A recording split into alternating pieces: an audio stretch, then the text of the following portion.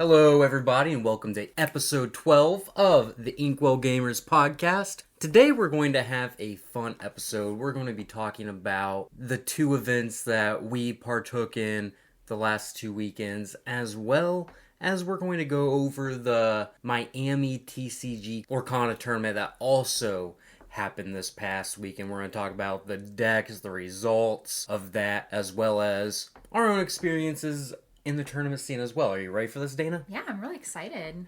All right, so let's get right into it. So our first tournament 2 weekends ago, Dana, why don't you tell us a little bit about it? Yeah, so it was at our kind of home base, LGS, if you will. I think there were close to 30 people, and there were people that came 2 hours away, 3 hours away. It was a pretty good crowd and a turnout for it, but it was a 1K. I didn't do as well as I thought. You know what? I came in with low expectations to try to temper. This was your first tournament. It was. So I was really nervous. And it was my first tournament where I was going in to play a game that I prepared myself for. So technically not my first competitive outing. I had a brief history trying to do Magic with you, and that did not go well. I did a midnight pre-release of a set, and then I did like a Thursday night draft type of thing, and I got my butt handed to me. You won some games. I won one. Well, I won one. Honestly, your expectation was probably 0. I had no idea what I was doing. I had no idea what the cards were, and I was honestly just going for a good time. I remember that deck. It was a red-blue deck. See, I don't even remember. How do you remember that? I remember it very clearly, actually. Yeah.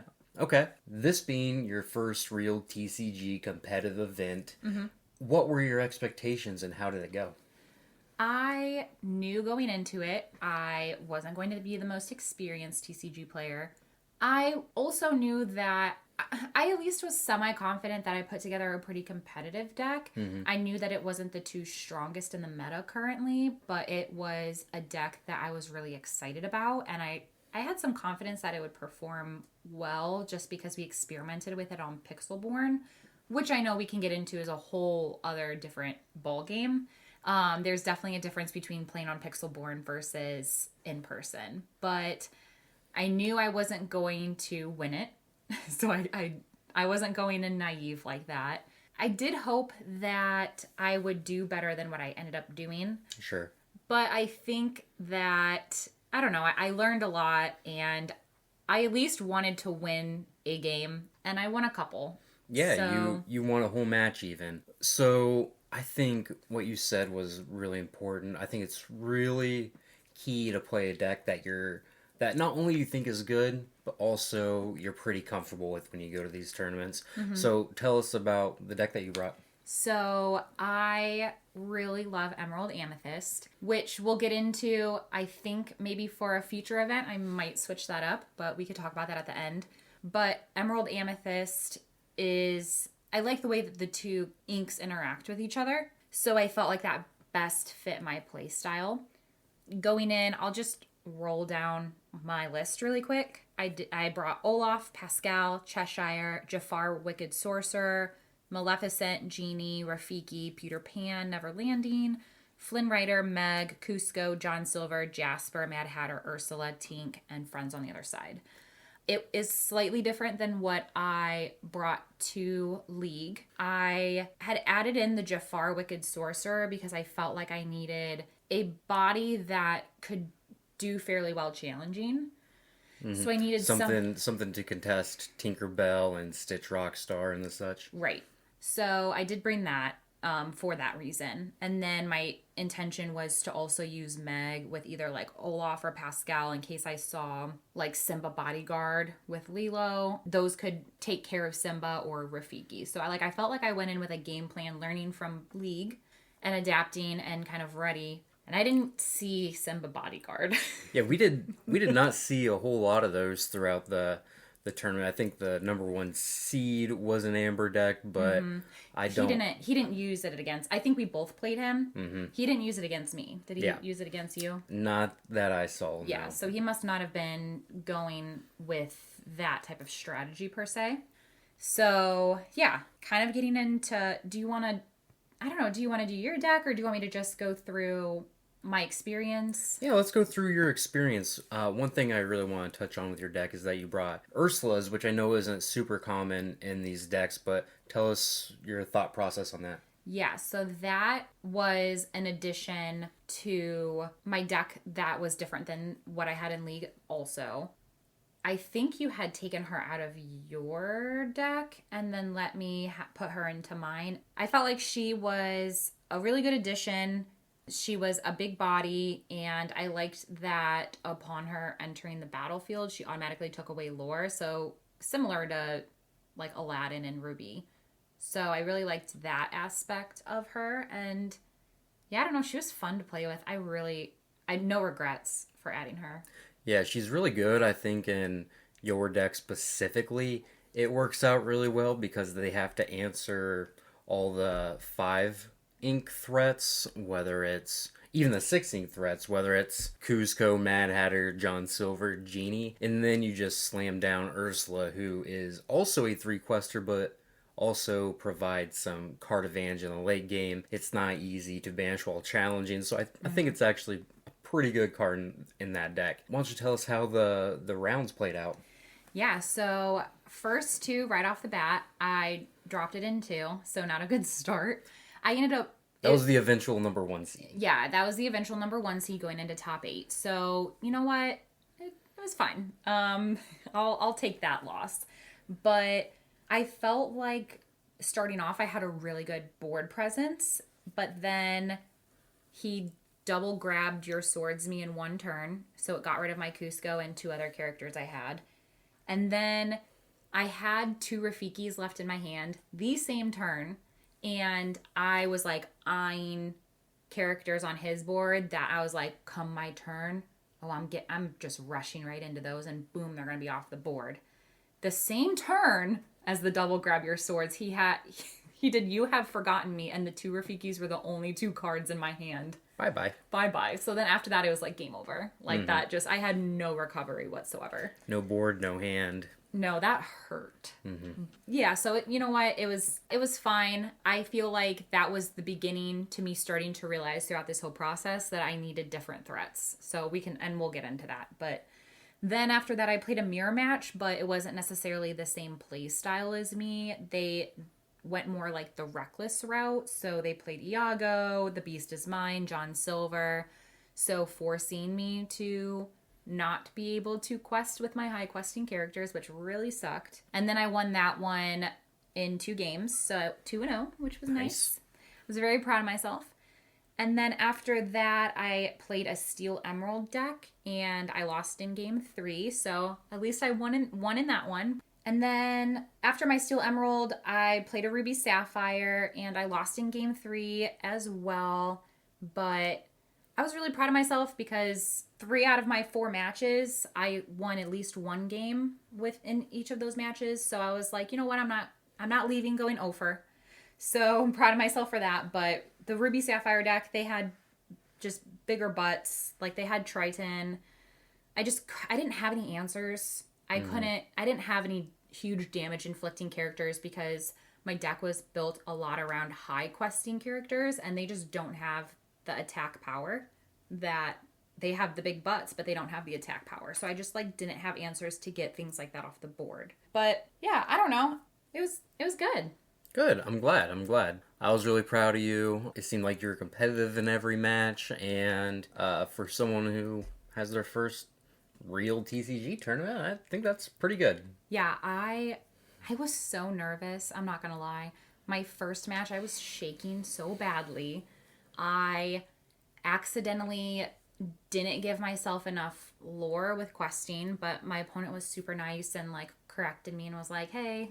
And then my second match, I was a little bit less nervous, but still nervous. I was fumbling with my cards. I went second and forgot to draw my card, and they reminded me. And then I think after that, my nerves kind of went away. And I actually went out of my comfort zone too. I was like really proud of myself.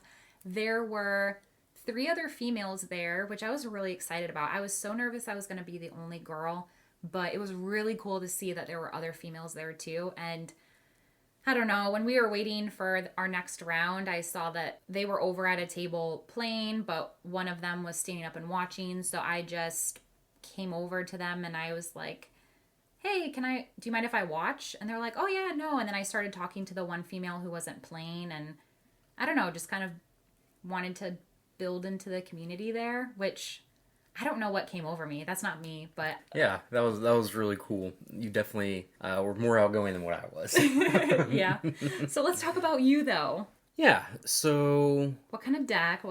How'd you do? all right, so I went 3-0-1 in the Swiss. So I had 3 wins, no losses, and the final round I drew into the top 8. I brought Ruby Amethyst, just your standard control deck. I brought a heavy evasive package because I kind of anticipated a decent amount of the mirror. I only played 1 mirror match.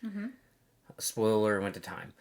But Surprise, surprise. surprise, surprise. So I only played 1 mirror match, but I kind of expected the mirror to be more prevalent a little bit. So I brought a heavy evasive package just because I wanted to be really threat dense, just so those matches wouldn't go to time. So yeah, let me go down my list really quick. I had 2 Baby Elsas, 2 Mickey Mouse, 4 Maleficent, 4 Mickey Mouse BLT, 2 Goofies, 3 Magic Brooms, 4 Maleficent, 3 Rafikis, 3 Pongos, 3 Street Rat Aladdin, 4 Spirit of Winter, 2 The Queen, 4 Maui, 4 Aladdin, 4 Gaston, 4 Dragonfire, Friends on the Other Side. I only brought 2 Be Prepareds, mainly because I just didn't want to cast that card like 3 times in a game, because I didn't want the mirrors to take so long, right? Like, I know it's really good in some matchups, and if we did play out the top 8, there's a chance that only playing 2 would have hurt my chances of winning the whole thing. But like I said, I just wanted to be more threat dense, so I would have that advantage in the mirrors. Then I played 1 Magic Mirror, 1 Pocket Watch, 1 Ursula's Cauldron, 1 Shield of Virtue.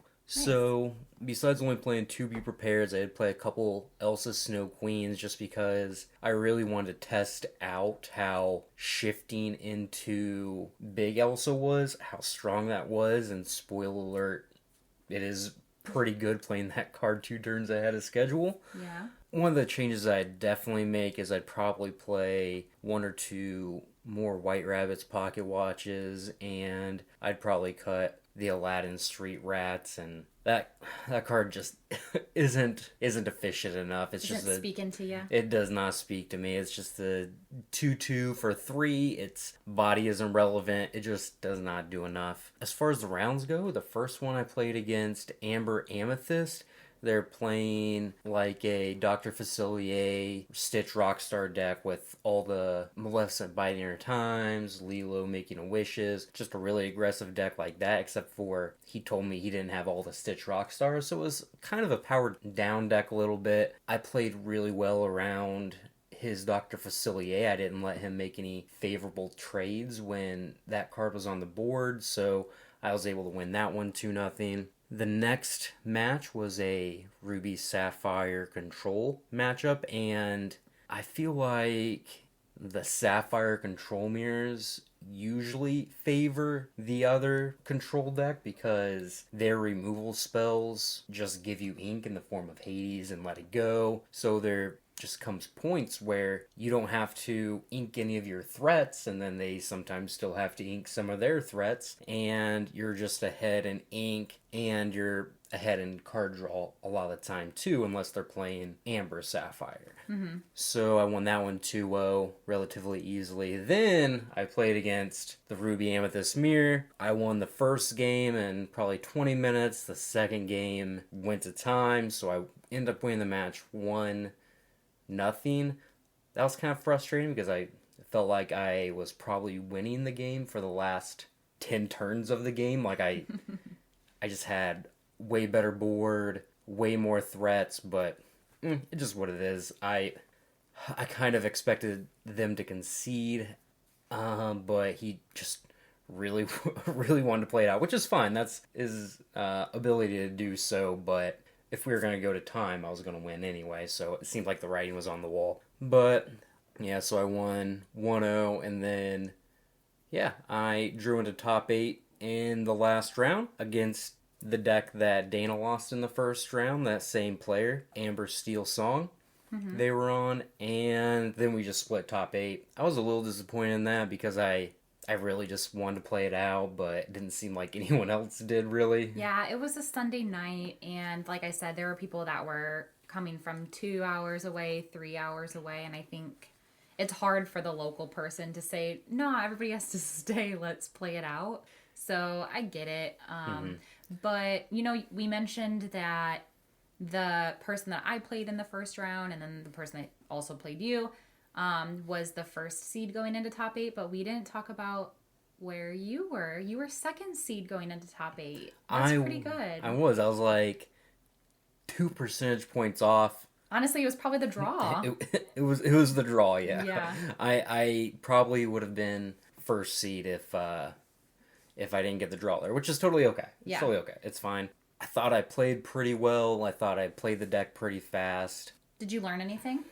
I learned that Aladdin's Street Rat is not very good, which I I already knew. There are definitely some changes I would make to the list. I had not played much of the Steel Amber Song deck, and I just played a game in the last round against our opponent, and that seemed like a pretty hard matchup, but it's probably only because I also had 2 Be Prepared instead of 4, so I couldn't punish their board going wide as much as most other versions of the deck can.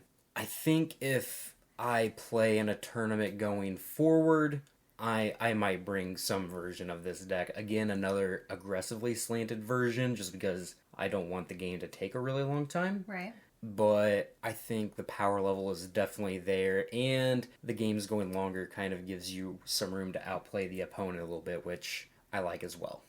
For sure. But yeah, so split top 8, won a little bit of money, got a sweet little lore counter. Yeah, that was cool. I was upset I didn't get a pin, but it's fine.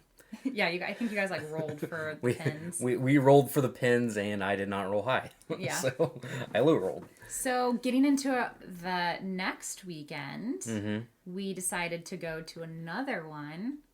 How about you start us off with that? What did you bring? How'd you do? I don't really want to talk about this one as much. Yeah, me neither, okay? I didn't do near as well in this one. I went 1, 2, and 1. I tied the first round. I brought Amber Ruby, a deck that I'd kind of been seeing showing up a little bit. The Mickey D deck. Yeah, the Mickey D deck. I didn't really expect to play against the Amber Mirrors. I played against 2 of them, and they had 4 Rapunzels in their deck. I only had 2, so... Wah, wah. Didn't come in on time. It did not come in on time.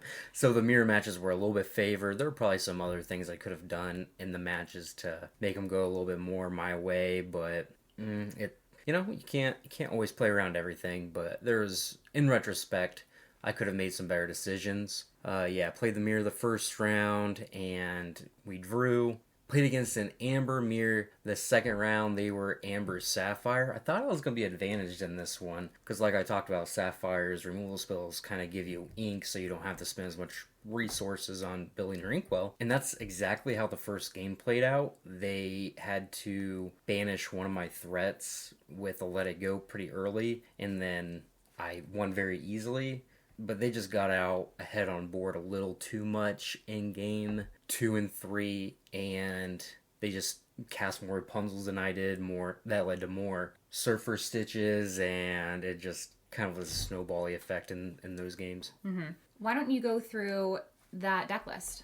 Oh yeah, I definitely should do that, shouldn't I? And for you guys listening, we will be sure that all of these are posted on our Lorcana page. Even though, spoiler alert, I changed mine a little bit too from the previous tournament. We'll just make sure that all of them are on there in case you're curious to see it in a little bit more detail. Yeah, so my deck list had 4 LeFou Instigator, 4 Hades, 3 Goofies, 4 Surfer Stitch, You Have Forgotten Me, Be Our Guest, 4 Lanterns, 2 Be Prepareds again, 4 Dragonfires, 3 Mickey Mouse Brave Little Tailors, 4 Mauis, 2 Rapunzels. I had 4 of the Happy Mickey, the one where he's waving. He was kind of underwhelming, to be honest. 4 Maleficent Monstrous Dragon, 2 Stitch Abominations, 4 Pongo, and 4 Ariel on human legs, which I kind of want to try out just for the body, and it's also a threat against the control decks because it can quest for 2. Wasn't super impressed with that one either. I would definitely, once I get them in, add a couple more Rapunzels, add Mr. Smee in over the 3-cost Mickey, maybe play a couple more Dragonfires. Yeah, and probably go up to 4 Goofies and, again, just try to be more threat dense. Probably not play Instigator LeFou. That card never did anything good. So, yeah, there's definitely a lot of changes that could be had in this deck. But, yeah. So I lost the second round. I won the third round. You know, I don't really remember who I played against. That one seemed like a blur. I won fairly easily. I remember that, but oh no, yeah, it was a Sapphire Emerald deck that I played against. They just kept questing and questing and questing, and I don't know, they just didn't get enough value from their characters and end up running out of threats, and I took advantage in the late game. The last match was against Emerald Amethyst, and they beat me in game 3, so it was close. I was one turn away from casting Be Prepared, and instead of drawing an Inkable, I drew a Lantern. Sad face. Happens. Yeah. Luck wasn't on my side for that draw. Yeah. Unlucky draw. Yeah, it's okay. They probably will win that game even if I did draw the ink just because they're so far ahead in lore anyway, but, you know, that's just part of the game. Yeah. Overall, this tournament was a little bit smaller. It was smaller. Little sad that it was smaller. Yeah, a little sad. I was really expecting a 30-person tournament. Again, I'm glad I did better than the 30-person tournament, but enough about me. Dana, talk about your deck and how you did. Yeah, so since you ditched the Ruby Amethyst, I took your Elsas. Took my Elsas. Smart move. If there was one thing that I had learned from the previous tournament, it was that I just didn't have a way to deal with threats. You know, I had the Jafars in there, I had the Rafikis, and then I had Meg to either boost up my Rafikis or like the Olafs or the smaller guys, but in all reality that still wasn't enough, and I still felt like I needed a threat. And so taking over the Elsa from you, even though I wasn't necessarily removing them with her, I was exerting down characters that allowed me to quest freely or to challenge ones that maybe my opponent didn't want to challenge me with, or didn't want to exert for questing, and so I was able to force them and like get rid of it with a Rafiki or something like that. So that was a great addition. Very good card. Yes, you suggested that for me to take over, so I appreciate it. I felt like I don't really like change. I'm starting to come around to it, but I felt like, all right, I didn't do too bad last weekend. I'm just going to keep my deck and just stay the course. But you really convinced me to add the Elsa, and especially since you weren't using it anymore. I didn't want you to feel like you had to give up the Ruby Amethyst in order to give me the Elsa, but since you were insisting that that's not what you didn't really want to play that mirror match again, if you came across it, like I was like, okay, I didn't feel as bad. I technically went 2-2. You did. But you did better than me. But it was really 1-2 with a draw. Doesn't matter. Still count it. I dropped my first in 2. It was a Steel Amber deck. Just really overwhelmed me with Rapunzel and Ariel. Then I lost in game 3 to a Ruby Amber. Then I won in 3 to a Sapphire Ruby. I felt like overall between the two tournaments, I can tell how I am growing and developing as a TCG player from when we just casually played Pokemon in our home. Thinking back on my entire journey, when we first started dating, and I'm like, oh, you really like this game Magic, I'll try playing for you. I had no idea what the hell I was doing. It was really sweet, though. I couldn't think ahead. I could only think in the moment on that turn. Mm-hmm. And it also was really annoying. I love it about you, but you know cards really well in Magic. And so And of course, you helped me build my decks so I could play against you. So I would like start turning my mana, and you're like, oh, you're going to play the blah, blah, blah card. I'm like, oh, yeah. So like, I just was playing in the moment, and I didn't really know what I was doing. Fast forward to playing Pokemon with you, it was an IP that I was more interested in, obviously, with like the video games, and we were watching like the anime and everything. And so like I felt a little bit more emotionally connected, a little bit more invested, but I started noticing, of course it's an easier game than Magic, but I started noticing during that period of time where I was starting to think ahead of just that one turn in the moment. And that's nothing against Pokemon. Pokemon's a really hard game as well. Of course. It's just... compared to Magic. Magic is insanely complicated rule-wise. Right, because you can do stuff on your opponent's turn and vice versa. So it's just an added complexity to it. But yeah, during that period I started to notice myself thinking ahead of just in that moment, just thinking towards my next turn or what you might do or whatever. Now I'm really starting to notice the growth of myself, where with Pokemon, I didn't really understand. I mean, I wasn't really keeping up with what that meta was, and we weren't necessarily playing popular decks. Like, we were just playing decks that we felt like were fun to play with Pokemon that we want to play with, or with the certain Pokemon types that we wanted to. But with this game, I feel like I am so much more immersed in the meta, or being aware of what it is, to where I not only know how to play the cards in my deck to achieve my goal, but I'm starting to recognize how to use my cards to prepare for the possible meta that I'm going to be seeing. Like what I talked about earlier, using Meg with my Olaf or Pascal if the Amber Steel deck puts down Bodyguard Simba with Lilo. Like starting to recognize like, ooh, I could do that to mess with the Simba and live or whatever. So like I'm starting to find myself, I'm kind of proud that I'm starting to recognize that. Also knowing that one of the other big decks of the meta is Ruby Amethyst, and obviously Be Prepared is devastating. And so knowing, kind of going in with that game plan, like, okay, don't just overexert myself and put too much on the board, too many of like my really impactful characters on the board, like my Genies, my Elsas, my Ursulas. Like, don't stack that if I'm playing a Ruby deck, because they could be prepared me. So I'm starting to recognize and like keep that in the back of my head. I did make a little bit of a mistake that second tournament. There was one game that, although I had won that game, I still made it a little bit harder on myself because I did overexert slightly into Be Prepared. But looking back on the two tournaments, I actually am really proud of myself because I recognize the fact that I wasn't putting too much on the board. And there were a lot of times that I had 3 or 4 of, I had like Cusco's, Genies, Ursulas, Elsas. Like I had multiples in my hand and enough ink to play them. I like held off for a turn, and maybe I added like a little guy just to do, like just to add something, but still anticipate. And then they would Be Prepared me. And then I'd be, next turn I'd be like, haha, I got another Genie. That's right. And then they might Dragon Fire me. And then I'm like, haha, I got an Ursula. Like there were a lot of times in which I was just playing back to back. And then they would either, like they would get rid of it, even not even with that, but like with the Hades, putting it into my ink or let it go or whatever. Like, so I felt like I was doing a good job at only putting in a little bit at a time, not putting all my eggs in the basket. Right. You know? Right. That's awesome.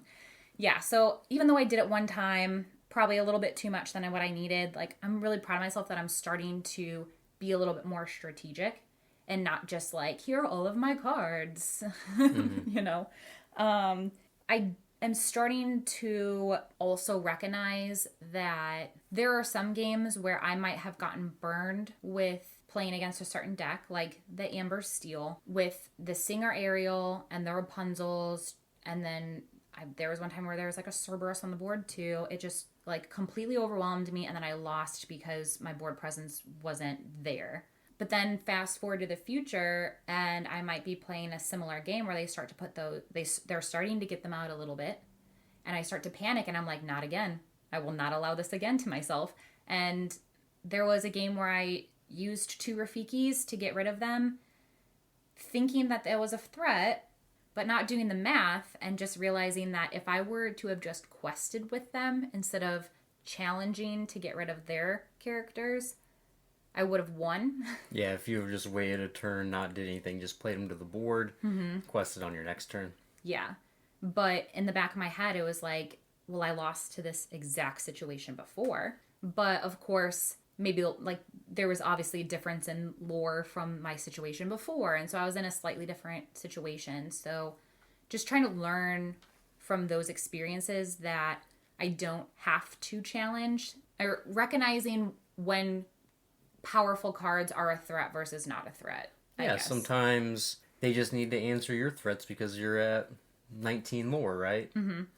And I think the last thing that I learned too is that, and actually you commented on this on the drive home, and I didn't think you saw it or noticed me doing it. And so I think that's what made me kind of sit back and think, I did do that.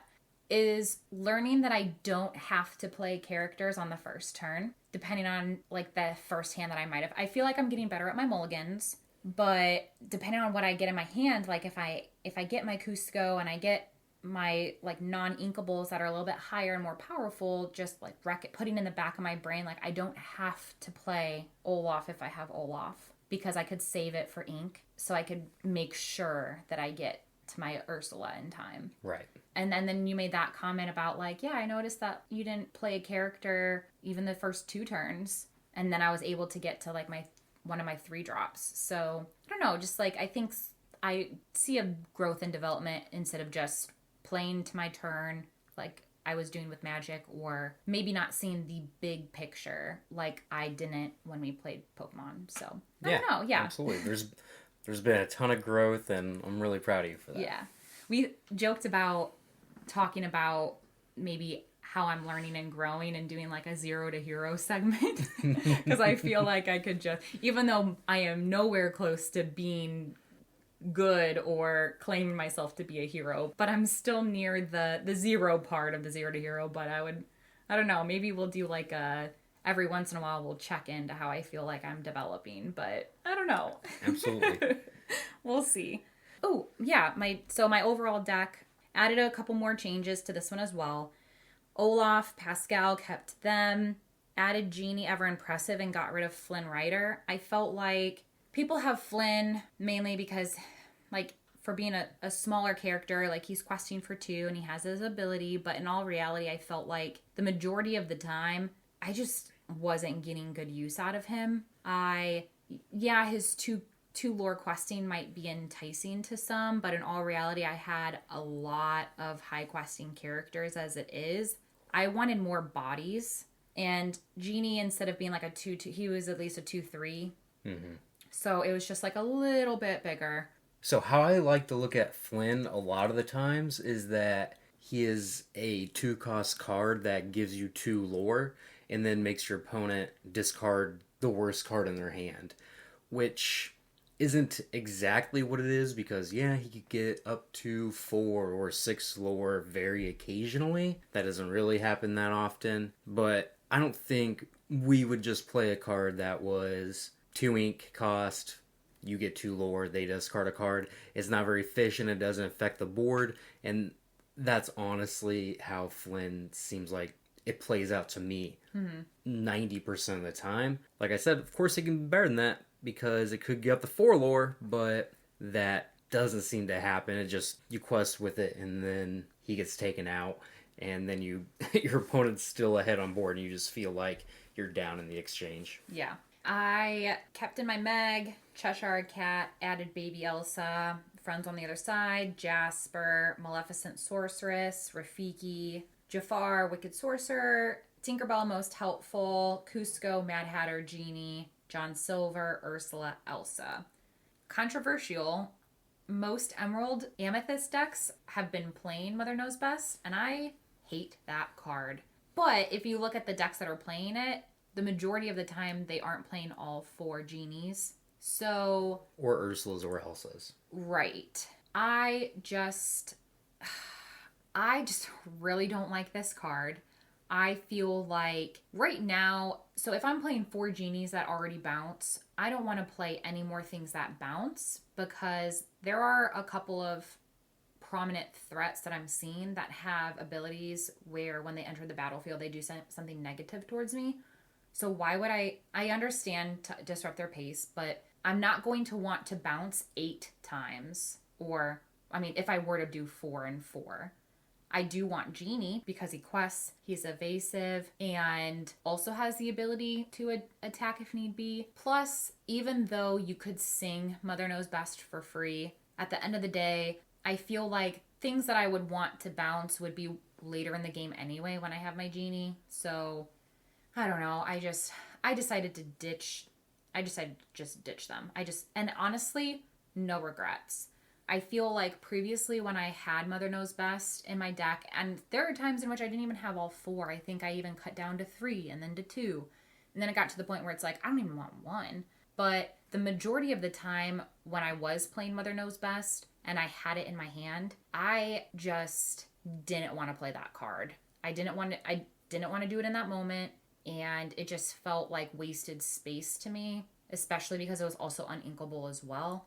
So, yeah, no regrets. And in all honesty, I think it allowed me to be able to add other inkable cards because I'm not going to lie, like there were quite a few matches where I had multiple threats in my hand. Like if I'm looking at, okay, my threats, Cusco, Genie, Elsa, Ursula, I would have multiple of those in my hand at the same time to where like I was feeling pretty good about my hand.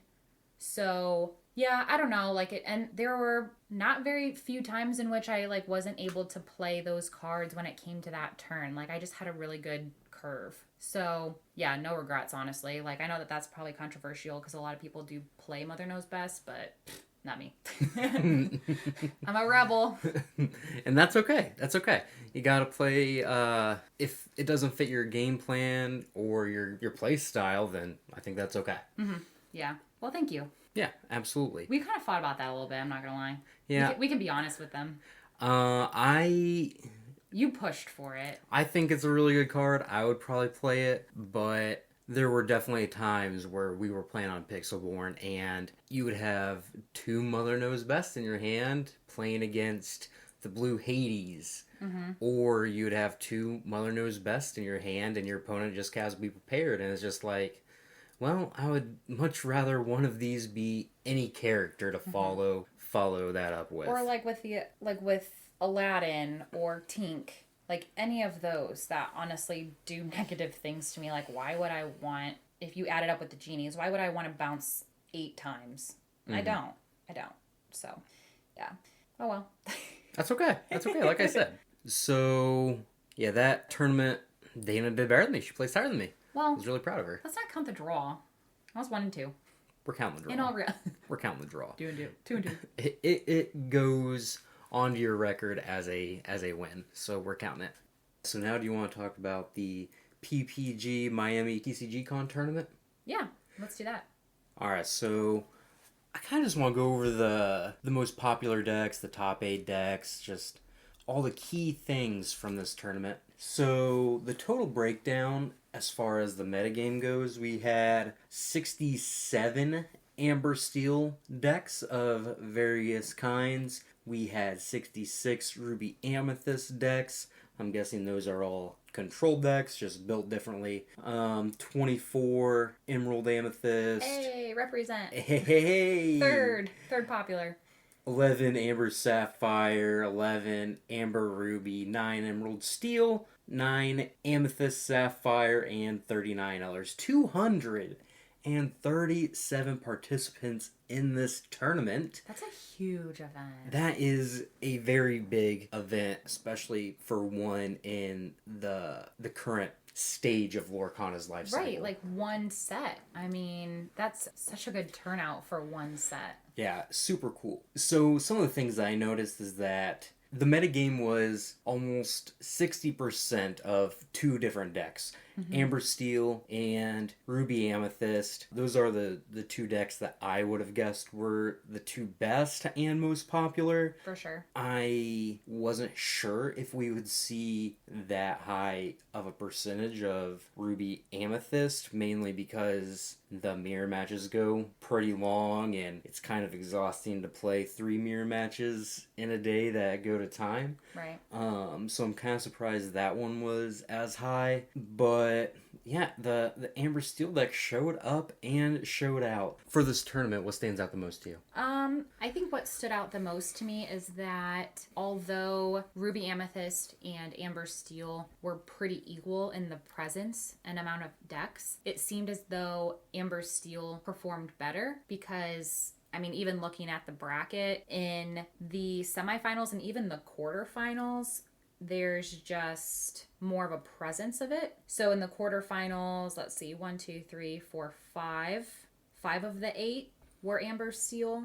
And then you had 2 Ruby Amethyst and then 1 Steel Emerald, which I'm not gonna lie, I'm kind of toying with that idea for our next tournament. I think I might take out Amethyst and replace it with Steel because I feel like I really wanted some sort of threat. I wanted some sort of damage threat. I had questing threat with all of my Emerald characters, and sadly I know that I would lose Elsa and Ursula if I were to switch, but I think it wouldn't be too bad of a switch if I went to Steel, but we can talk about that later, I guess. Gaining Tinkerbell is pretty good. Yeah, and having the ability to do grab your swords and smash. Like, let's Absolutely. be real, that's pretty good. But yeah, I think although they were equal in their presence, it's pretty clear which one might be a little bit stronger just because of how well Amber Steel performed in opposition to Ruby Amethyst. I think it's really cool that a woman placed top 4. Hell yeah. The only Ruby Amethyst one, which is super cool. So nice job, Renee.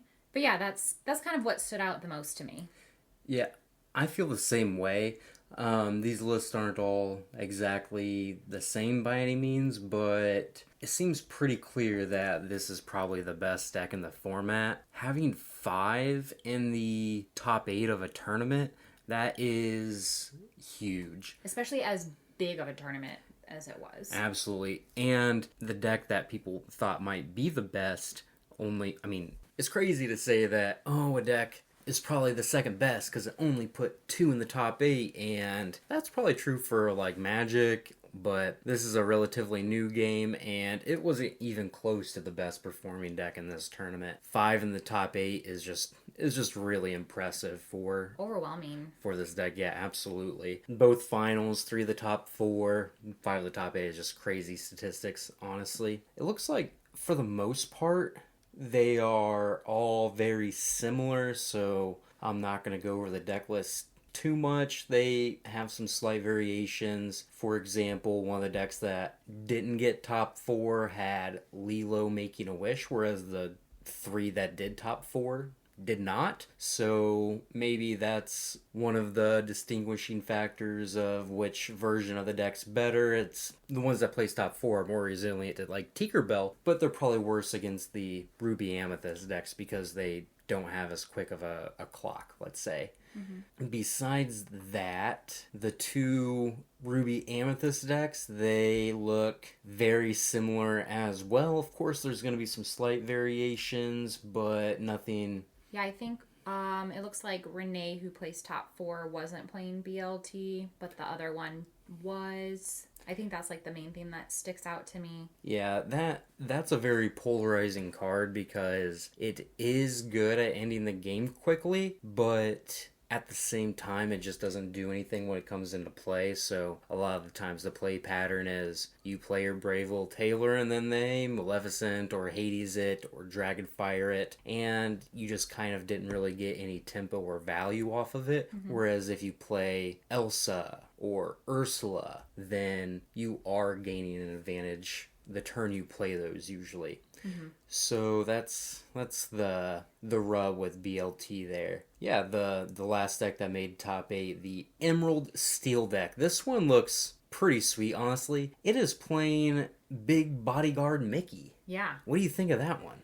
Honestly, it kind of surprises me, but I see it here. I think when you and I had done our set review of Steel, we weren't big fans of the Musketeer.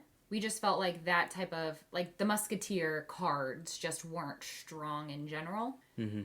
So it surprised me, but the more I look at it, the more I can see it, and the more I'm kind of liking it. Yeah, the one thing that this Mickey Mouse does very well is it protects your Flynn Riders, your Swordsman Aladdin, and your Hans super well. And that's also why Hercules is in this deck as well, it looks like, just to protect your high questing characters. It's really hard to get through that 7 toughness or willpower. It's really hard to get through that 7 willpower. Big booty Mickey. Hell yeah. I mean, Maui doesn't even take it out, and that's one of the most popular cards in the format. Yeah, you always talk about the Maui test for whether a card is, like, really good or not, is do they survive Maui? Do they survive Maui? And this one does. This is a 6-cost character that does, so that's something that I'm always looking for. It kind of flew under the radar a little bit, but it looks like Roger figured it out a little bit. Yeah. That's very exciting. Very exciting. Yeah, I'm very intrigued by it. I think, so we have another tournament that we are thinking about going to in a couple weeks, and I think I might try something similar to that out. Yeah, I know you're definitely going to stick with Emerald. Yeah, I think that's the primary ink that I gravitate towards the most. So definitely sticking with Emerald. I think I'm going to be an Emerald girl through and through. Gosh, I hope it ages well, like 5 years from now. But definitely going to be an Emerald girl. It's just a matter of what color speaks to me to supplement it with. That's right. Just like I'll probably be a Ruby guy through and through. Can't help it. You're so classically Ruby. I know. I love my I love my Pongoos and my Goofies. I can't help it. Gosh, you're such a Ruby guy. It's gonna be like Taboo or something. But yeah, so that turn was really interesting. The coverage was pretty fun to watch. Yeah, it was good. Kind of what I expect to see going forward is more Steel Amber song decks. They just seem incredibly powerful, very consistent. It's, after looking at the deck lists, it's really not super surprising to me that it looks to be the best deck in the format. If we could find a way to counter that, that could probably be a good way to take down that tournament we're going to go to, honestly. I don't know, we'll see. Yeah, for right now it's going to be like that. I'll be interested to see how it changes once Set 2 comes out, because I think there are 2 big tournaments that are going to occur in December after Set 2 releases, so we'll have to come back after that and compare the 2 percentages to see if there's any stark differences in what decks were most dominant or not. Yeah, I think in the current format, I don't know how much is going to change unless someone figures out a good counter to Amber Steel Song and Ruby Amethyst Control. But hopefully next set brings a lot of changes. If not, something probably went terribly wrong. Yeah, I'm rooting for Emerald. Emerald's getting some sweet cards. I have a lot to look forward to. I feel like they just spoiled all the good Emerald cards early, and then you're going to be disappointed when the rest of the set comes out because they already gave you all the good Emerald cards. At least all the exciting ones. I hope not. I mean, at this point, we still have a long way to go, so don't squash my dreams this early. But yeah, I'm looking forward to it, seeing how it changes. Hopefully, I hope other colors can see their time being dominant. For sure. I hope we see an emergence. Yeah, let's go Sapphire. Team Sapphire. I know you in that item deck, huh? I can't help it. Heck, I'm a green player in Magic, so I like ramping. I'm also an artifact player in Magic, which the two don't really coincide very well in Magic, but I'm also an artifact player in Magic, so I like the items in Lorcana as well. It's very thematic to what you like to do in Magic, so I get it. Yeah, it does carry over. All right, so you already alluded to the deck that you might want to bring for the next tournament. Yeah, I'm sorry I was so rude. I didn't ask you're fine.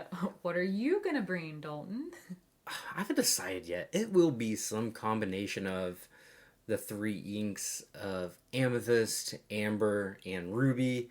I think they're the 3 most versatile, so I'm going to figure something out with those. I just have no idea what yet. Well, luckily we still have time. We still have a couple weeks, but... We don't have time. We have vacation. I know. We're going to Disney in like a week. So, and then right when we get back from Disney, that following weekend is the tournament. So we'll have some downtime at the airport. But Be grinding Pixelborn while we're not bringing while we're at Disney. We're at Disney to go to Disney. Yeah, what's more Disney than playing a Disney card game at Disney? When we're the hotel. Yeah. You're one Bell's of those. Castle. You're one of those people that go places but never leave the hotel. For sure, though. No, I'm just kidding. Yeah, I'm excited for the future one that we have to look forward to. I'm sure you're gonna figure it out.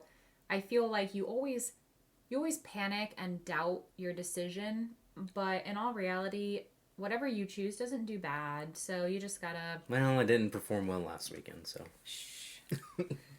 Okay, you were unsure about the first one even because you were unconventionally not doing all 4 be prepared, and you were doing the ruby amethyst, but like you said, not in a way that most people would play it. So you were kind of stretching it a little bit, stretching its boundaries or limitations. So you were unsure about that a little bit, but it performed really well. You were second seed. It did perform pretty well. So you just have to remain confident. Yeah, they definitely performed better than the player in that tournament. All right, so we do have a couple listener questions that we're going to get to. The first one, what was something you prepared for? And this is coming from our good friend on X, Lorcana Goons. Nice. What was something you prepared for and something you did not prepare for Yeah, shout out to in you. these 2 tournaments? Something I didn't prepare for was a better way to keep track of both mine and my opponent's lore. I know that when you and I play casually, I either use the app on my phone or a D20, and so it's pretty laid back like that. I know that when you go to Magic tournaments, you always use like a notebook, and then you keep track of both of your totals, life count, whatever it's. I don't know. See, that's how disconnected I am.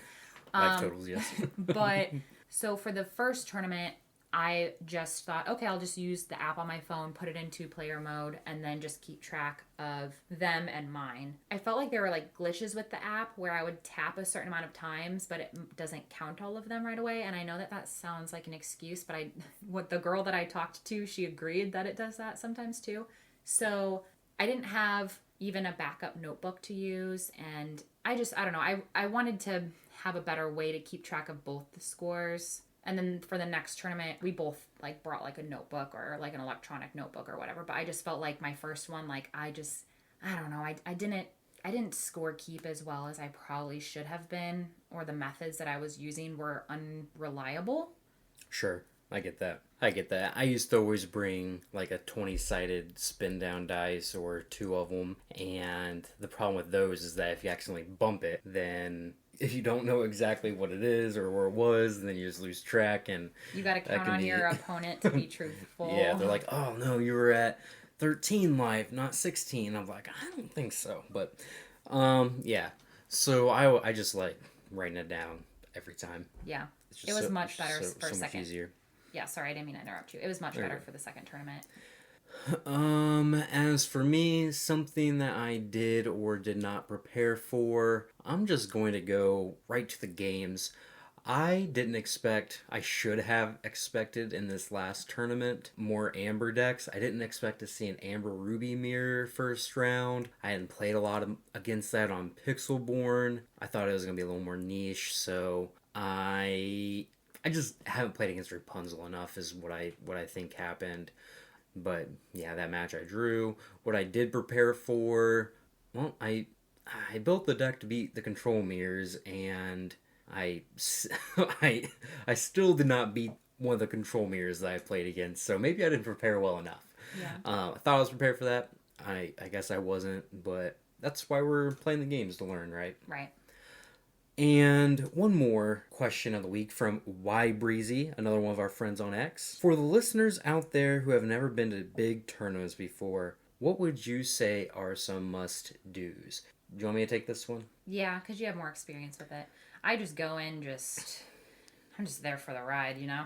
Yeah, so especially big tournaments like 1Ks or the tournament that we're going to in a couple weeks, that one's going to be even bigger. One of the most important things you can do is prepare the night before. So make sure you have your deck list, your deck all ready to go. Mm-hmm. Make sure everything's packed, and just so you don't have to think about it when you get up. I didn't listen to my own advice this last tournament. I was still trying to change my deck the morning of. I was panicking a little bit.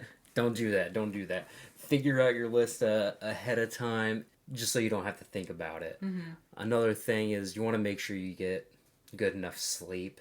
I know everyone envisions, you don't get enough rest, you're not feeling well, and then you want to go Jordan flu game on people. What does that even mean? Jordan flu game? No, yeah. Don't let's be on the podcast. Sure. We can Jordan flu game? We can cut it out if we need to. Jordan flu game was when he had like 102-degree fever in the playoffs and then just played one of the best games of his playoff career being sick. So someone says Jordan flu game, you're not feeling well, but you just kick butt anyway. We aren't Michael Jordan, most likely. Unless you're Michael Jordan, we are not Michael Jordan. So we probably need all the rest that we can get. Another thing is just bring some snacks. You'll get hungry throughout the day, especially if you're playing a control deck. You're not going to have a lot of time to get food in between rounds. Make sure you bring some snacks just so you can have something to eat. Make sure you have enough water, stay hydrated. Take care of yourself a little bit. Don't go into this just not feeling well. Then you start getting a headache and you fatigue a little bit faster. Don't do that to yourself. Yeah. Also, just kind of keep in mind or be prepared for the fact that you might encounter different personalities. And so you might have people who are all business, almost maybe taking it slightly too serious. That's me. No, that's not you. No, it's not. But... It's not. Where they take it almost too serious to where it's almost super rude. Yeah, it's almost condescending. It puts you off a little bit. Yeah, it puts you off. Like, they just come off condescending, and it's just not... Like, of course, everybody wants to do well, but at the same time, like, you don't want to be rude, but... we are playing a game. We are playing a game at the end of the day. I think we definitely saw that at our bigger tournament. I even played some people who made that comment where they played someone that wasn't making it pleasant for them, and they even said, man, some of these people take it too seriously, and it's just rude. And so yeah, you're competing, and yeah, you want to win, but at the same time, and try to have a conversation with them, like, oh, how's your day so far? Like, how have you been doing? Is this your first tournament? Are you close by? Like, try to make a little bit of a small talk just to break that awkwardness and just be nice. Yeah, it is okay to take the game seriously, but you also need to have just general respect and for the person sitting across from you. That shouldn't be something that we would have to say, but you'd be surprised. You'd be surprised. Just try to be a good and nice person. Sportsmanship, go back to the... Yeah, just be a reasonable person. Yeah. It's really not that hard. It's free to be kind. Have some respect for the person sitting across from you. Treat them how you'd want to be treated. Yeah, because you never know, like, it might be their first time doing any sort of competition like how it was for me. I was so scared, so nervous, fumbling, just shaking. And that guy that I played first round, like, yeah, he kicked my butt, but he was, like, really nice about it. He even, like, he complimented me on something that I had done. He probably could tell that it was my first time, or I don't know if I told him or not. It's all blur, but... Yeah, like, you never know who's across from you. It could be their literal first competition ever. Yeah, there was someone that left in the tournament. They were very angry. Imagine this is your first tournament. He's upset, and you're playing against him first round. Mm-hmm. That would not come off very well to you, right? Right. Yeah, so it's be there for the game, be there for the people. Yeah. Try to build a good community. Yeah. Good questions, guys. Thank you so much for writing in. Yeah, appreciate y'all. Yeah. Well, I think that does it for us. Sorry, can I sign off, or do you want to sign off? Take it away. All right. Well, thank you guys so much for listening for today. I think for our upcoming episodes, we want to dive a little bit into more my favorite thing, which is talking about, like, the canon and maybe things that are hinted in the artwork, talk about some spoilers, and then we'll do a little celebration in honor of D100. We'll talk about some of our favorite memories. I'm going to put Dalton up to the test with how he ranks certain Disney movies because he tends to be a little bit more critical than me when it comes to the older ones. He's definitely more of a fan of some of the good movies. the newer ones. He's a little harsher on the old stuff. So just the really old stuff. We're going to have some fun and have him rank how good he finds a lot of the classics. But we'll have a fun episode with that one too. So until then, try to catch us on Instagram or Twitter, X, whatever you call it nowadays. If you're interested in seeing any of the deck lists that we had played with, we'll post it on our Lorcana page. And then we'll try to get some streaming in as well. Don't forget, we're still doing our giveaway of starter decks. And so once we hit 50 followers on Twitch, and if you want to be a contender to win one of those, go follow us on Twitch and then go into our giveaway channel on Discord and make sure you comment there to put in your entry. And then once we hit 50, we'll draw a name and see who's the lucky person that gets a deck. Heck yeah, it's going to be awesome. Yeah. So, yeah, make sure you're following us to keep up on all of our news, and we will talk to you guys next week. Have a great day, guys.